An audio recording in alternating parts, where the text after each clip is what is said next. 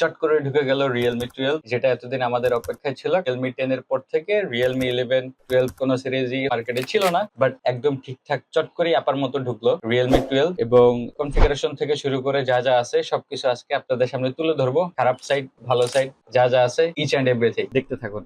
শুরুতেই আসি ফোনের ডিসপ্লে সেক্টরে।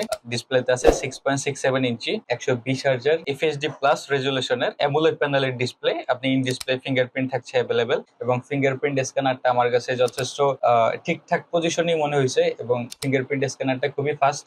এবং ফোনটাতে 2000 নিটস পিক ব্রাইটনেস অ্যাভেলেবেল আছে, এবং 2000 নিটস এর জন্য আপনি ব্রাইটনেসটা খুবই সুন্দর লেভেলের পাবেন। আশা করছি ডিসপ্লে সেক্টরটা আপনাদের ক্লিয়ার হয়েছে, এবং এটার হচ্ছে গিয়ে গেমিং পারফরমেন্স বলেন, display colour resolution, display boosting, এরপরে হচ্ছে গিয়ে কালারের দিক থেকে ফোনটা আমার কাছে খুবই সুন্দর লাগছে।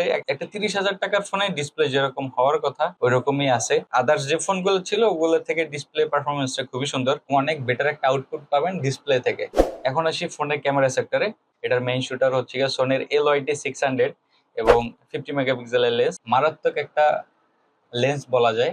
সাপোর্ট হিসেবে একটা 2 মেগাপিক্সেল আছে, যেটা অ্যাজ ইউজুয়াল থাকে, বাট আলট্রা ওয়াইড নাই, যেটা আমরা মিস করি। আলট্রা ওয়াইডটা থাকলে একটা ফোনে খুব সুন্দর লাগে, ভালো লাগতো। সেলফি থেকে শুরু করে যাবতীয় যা যা আছে সবকিছুই সুন্দর।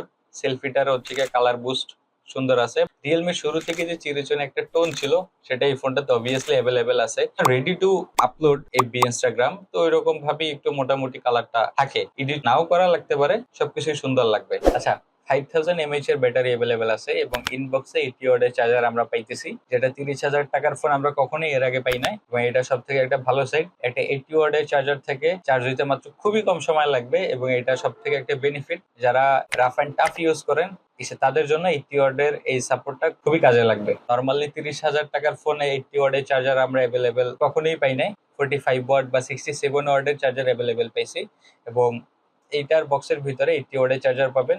আচ্ছা, এবার আসি ফোনের পারফরমেন্সের দিকে। ফোনের পারফরমেন্সের জন্য চিপসেট হিসেবে আছে স্ন্যাপড্রাগনের 685, যেটা 6 ন্যানোমিটারের প্রসেসর। এটা যারা রাফ অ্যান্ড টাফ এবং যারা ডেইলি লাইফ ইউজ করবেন তাদের জন্য one of the best option. আপনি হচ্ছে গিয়ে ফেসবুকে, ইউটিউব এগুলো খুব সুন্দরভাবে করতে পারবেন। ব্যাটারি ব্যাকআপটা ভালো থাকবে, এবং এটাতে গেমিং যে ব্যাপার স্যাপারটা আছে এটা আমার কাছে ঠিকঠাক মনে হয়েছে, কারণ আমি নিজেও হচ্ছে গিয়ে পাবজি খেলি। তো পাবজি এবং ফ্রি ফায়ার যখন আমরা খেলছি, এফপিএস থেকে শুরু করে, এবং এটার যে হিটিং ইস্যু একদম নাই বললেই চলে।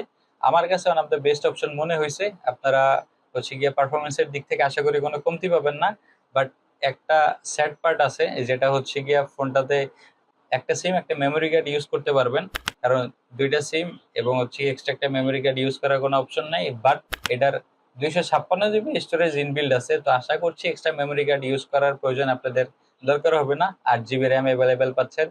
আচ্ছা, এতক্ষণ যা দেখলাম ফোনের কনফিগারেশন, ফিচার যা যা অ্যাভেলেবেল আছে, ওভারঅল হচ্ছে গিয়া সবকিছু সুন্দর লাগছে, ভাল লাগছে। এবং এটা সোনির লেন্স হওয়ার জন্য ক্যামেরার আউটপুটটাও আপনারা অনেক জোস পাবেন। তো অবশেষে 30,000 টাকার বাজেটের ভিতরে আমার কাছে সবকিছু ঠিকঠাক মনে হইতেছে। আপনি ক্যামেরা পারফরমেন্স বলেন, এরপরে হচ্ছে কি ফোনের পারফরমেন্স বলেন, ডিসপ্লে সেক্টর বলেন, সবকিছুই সুন্দর আমার কাছে, সবকিছুই ভালো মনে হইতেছে। আপনারা চাইলে এটা পারচেস করতে পারেন, one of the best deal হবে আপনাদের জন্য। এবং পরবর্তী ভিডিওর জন্য সবাই পাশে থাকবেন। ধন্যবাদ।